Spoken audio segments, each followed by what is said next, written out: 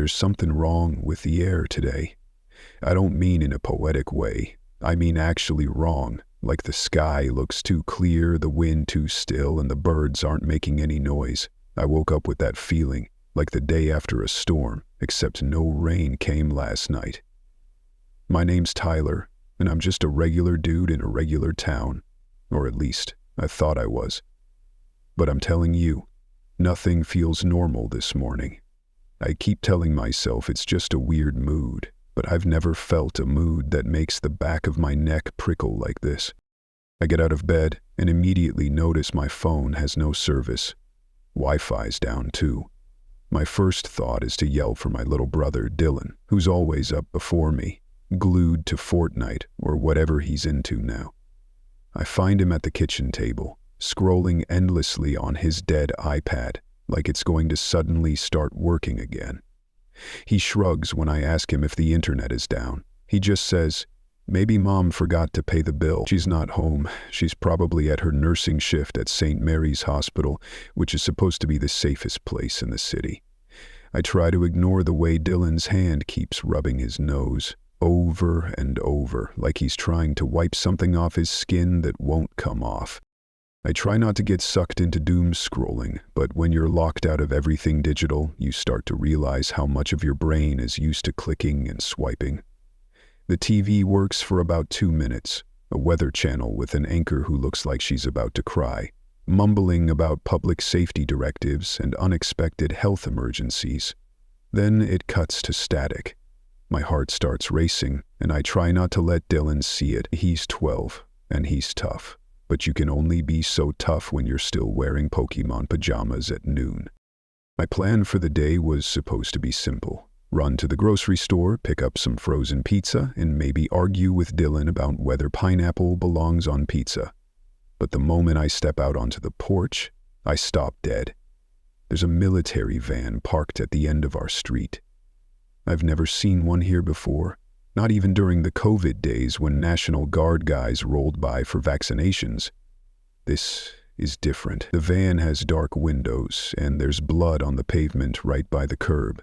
Just a little, like someone scraped a knee, but it's fresh. I want to believe it's nothing, but my brain can't process it as nothing. I watch our neighbor, Mrs. Hendricks, shuffling down the sidewalk with her dog Max. She's walking slow, limping, head down. I call out, "Morning, Mrs. Hendricks," but she doesn't answer. Max is barking, pulling at the leash, and it takes me a second to realize the barking sounds panicked, almost desperate. I don't like the way Mrs. Hendricks's arm just hangs there, barely gripping the leash. When she turns the corner, she looks back at me and I see her eyes are red, like she's been crying for hours, or maybe something else. That's when I notice she's bleeding from her palm, just a thin line of blood trailing down her wrist. I can't make myself move. I force myself to go back inside, and now I'm hyper-aware of every sound. Dylan's coughing in the living room, a dry cough that keeps going. I ask him if he's okay. He just shrugs and says, "My throat feels scratchy." I turn on the radio old school style, but all I get is static or automated warnings. "This is a public health emergency. Stay indoors. Do not approach strangers. The streets are not safe." Over and over, different voices, all sounding distant and robotic. No news about what's actually happening. I text my friend Jay, who lives 3 blocks down. The message won't send. I call him. Nothing. I try group chat with our friends from high school, the ones who still live nearby. Not a single check mark, not a single read. It feels like I'm alone in a house with my little brother and no idea what's happening outside. My chest tightens, and I'm pretty sure it's not just anxiety this time. I grab the baseball bat from the closet, not because I think I'll need it, just because it feels better to be holding something heavy. The afternoon crawls. I see more people wandering the street through the blinds, moving weird, slow, dragging, like they're lost in thought or just exhausted. Nobody talks to each other. A car tries to drive down the street and someone slams their hand on the hood, screaming. The car speeds off, almost hits Mrs. Hendricks and Max, who are still out there, not moving from the same spot. I try calling Mom. Her phone goes straight to voicemail. I tell Dylan we're going to stay inside until we know what's up. He asks if it's another lockdown. I don't answer. There's a banging at the back door that makes us both jump. I almost swing the bat, but it's our next-door neighbor, Mr. Patel, holding his daughter close. She's crying. He says he just saw a man bite someone in the parking lot at the gas station. He just kept biting, he whispers. His daughter keeps saying, the man's mouth was all wrong. It was all wrong. I lock the door behind them, double-checking all the windows, and for the first time in my life, I understand why people board up their houses in old zombie movies. By night, every sound is a threat. My hands hurt from clutching the bat. Dylan falls asleep on the couch, coughing and muttering. Mr. Patel sits by the door, staring at nothing, holding his daughter like he can keep the world out with his arms.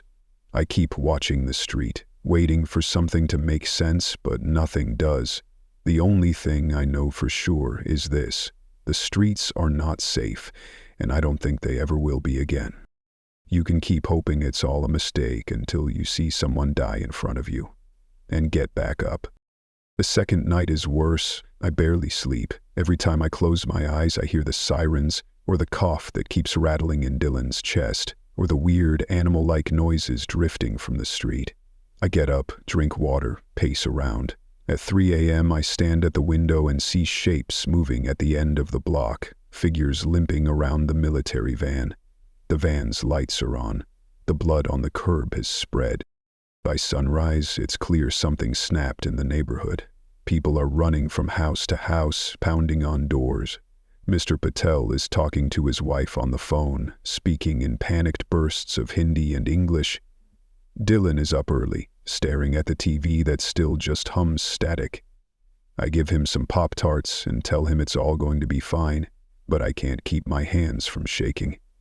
I try Mom again. Voicemail. The locks are well just before noon. We all jump at the sound of glass shattering from down the street. I peek outside and see a group of people crowded around a car, not helping, but clawing at the windows. There's a woman inside, screaming, pressing herself against the glass. Mr. Patel grabs my bat and says he's going to help. I try to stop him. He shakes me off. We can't just watch. He's halfway down the driveway when a man bursts from the crowd, blood streaming down his chin. He throws himself against the car, smashing his face against the window. It cracks. The woman inside screams louder. The group outside, I can't even call them neighbors anymore, swarm the car. Mr. Patel freezes, then backs away, dragging me with him. We see it together. One of the attackers bites a man in the crowd, tearing at his neck like it's dinner. The man falls, clutching his throat, blood pumping between his fingers. I start yelling for Mr. Patel to run.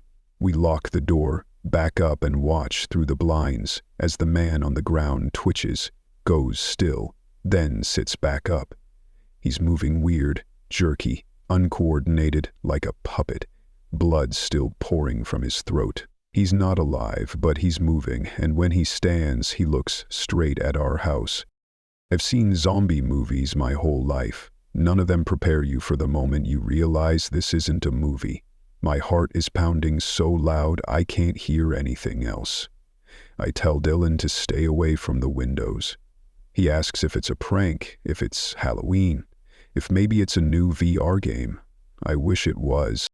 The next few hours are chaos. We hear gunshots in the distance, more cars screeching away. The radio stutters out fragments. Martial law. Bite victims. Do not attempt to rescue. Seek shelter. The words fade in and out, always cut short by static. The battery on my phone is dying, but it wouldn't matter. Nobody is answering. Jay's number rings and rings. No answer. I check social media one last time. All I see are desperate messages, blurry photos, people begging for help. Then nothing. All the feeds go dark. Mr. Patel starts barricading the doors. I help him drag the couch, the dining room chairs, anything heavy in front of the doors. Dylan coughs in the corner, holding Max, Mrs. Hendrick's dog, who somehow wandered into our yard. I don't remember letting him in, but the dog's shaking so hard I can feel it through the floorboards. That afternoon, we get our first close encounter. Someone or something starts pounding on the back door. It's slow at first, like someone just knocking to be let in. Then it gets harder, more desperate. Mr. Patel and I creep up to the door, holding the bat and a kitchen knife. I whisper, "Who's there?" No answer, just more banging. The glass cracks, fingers push through, gray and slick with blood. Dylan starts crying. The thing at the door smashes its face into the window, cracking it further until the whole pane gives way. It tumbles inside, teeth snapping, hands reaching. Mr. Patel swings the bat, connecting with its skull. It staggers back, then comes again. We all scream. Mr. Patel hits it again, harder, until the thing collapses on the linoleum, twitching. The smell is the worst thing I've ever smelled, like rotting meat and bleach.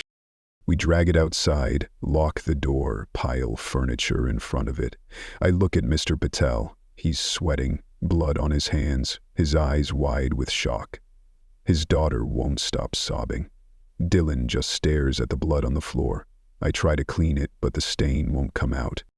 I text Mom one more time. "Please answer. Please tell me you're safe." But I know, really know, that nothing is ever going back to normal, and night is coming again. I want to say we had a plan, but at this point, every plan was just a desperate guess. When morning came, I didn't even feel relief. It was more like guilt, like I'd gotten away with something I shouldn't have. I watched the sun rise through the blinds, washing over empty streets full of toppled trash cans and abandoned cars. The world felt hollowed out. The news never came back. The Wi-Fi was dead. We were cut off. No way to call for help. No rescue. Just us, huddled in a living room that smelled like blood, sweat, and panic. Dylan's cough was worse. He wouldn't eat. He just lay there, hugging Max the dog, eyes half open, breathing fast. Every time I asked him if he was okay, he nodded, but his skin was hot and he kept shivering. Mr. Patel's daughter, Tara, wouldn't speak at all. She clung to her dad, staring at the door, flinching every time a shadow passed the curtains. We took turns watching the street. At one point I saw a woman wander past our house, barefoot and bloody, muttering to herself and dragging a suitcase. Nobody helped her. I didn't help her. I just watched her disappear. I didn't even feel bad. That's how fast the world can twist you. By noon, the neighborhood was full of movement, not people, not really, but shapes staggering in the sunlight, sometimes slamming into cars, sometimes just wandering, moaning. One of them, a teenage boy in a varsity jacket, tried to break into the house across the street. He threw himself at the window, over and over, until glass and blood exploded everywhere. Someone inside screamed. We shut the blinds and locked every door again. My hands shook so hard I could barely turn the locks. Then the real nightmare started. Someone was pounding on our door. Not slow and stupid like the others, but fast and smart. Someone alive. I peeked through the peephole and saw Jay. He was covered in dirt and tears. He begged me to let him in. Said he'd lost his parents. He'd run here. He was being chased. I opened the door without thinking, dragged him inside, slammed it shut. He collapsed in my arms, sobbing. He said they got his mom. Bitten. She changed. His dad didn't make it. Jay was all I had left of the outside world. And I wasn't about to lose him too. But Mr. Patel freaked. He kept asking Jay if he'd been bitten. Jay kept saying no. I didn't believe him. I wanted to, but he wouldn't look me in the eye. He kept rubbing his arm, kept glancing at his jacket like he was hiding something. I asked to see his arms. He hesitated. That's when Mr. Patel lost it. He shoved Jay against the wall, searching his sleeves.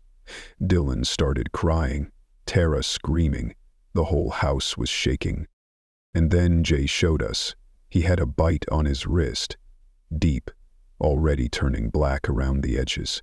He said he didn't feel it, didn't know when it happened, didn't even realize until just now. I knew what had to happen. Jay did too. He started crying harder, saying, "Don't kick me out. Please. I don't want to go out there. I couldn't do it." I looked at Mr. Patel. He was crying too, shaking his head. "He can't stay. We'll all die." Jay just looked at me and whispered, "Please, Tyler, please." I couldn't answer. My chest hurt. Everything hurt. I told him, "You can stay, but you have to stay locked in the basement. You can't come up. You can't see anyone. If you change, I'll be there." Jay nodded, hugged me, then went down the steps. I locked the door behind him. I could still hear him crying long after. The rest of the day was a blur. Tara finally ate something, a granola bar. Dylan just stared at the wall, sweating. Max wouldn't stop barking at the basement door. Mr. Patel started talking about making a run for the hospital, maybe finding medicine, maybe finding my mom. I tried to talk him out of it. He wouldn't listen. We can't just sit here and wait to die. At sunset, the worst happened. The barricaded door crashed open. A group of zombies, not slow, not mindless, but fast, ran in. We fought them off with everything we had. Bats, knives, even a frying pan. I don't remember most of it. I just remember the sound of Tara screaming, the feel of something biting my arm, the taste of blood in my mouth. Mr. Patel dragged me into the bathroom, slammed the door, shoved a towel against my wound. "You're okay," he kept saying. "You're okay." But I wasn't. The bite was deep. The world spun. I heard Tara sobbing, Dylan coughing, Jay screaming from the basement. I realized I wasn't going to make it. Not the same way. The line between alive and dead felt thin, like I could slip through at any moment. When things finally got quiet, I dragged myself to the window. The street was empty again. But it wasn't safe. It never would be. And I knew deep down that whatever came next wasn't just about survival. It was about who you became when the world ended, and if there was anything left of the person you were before.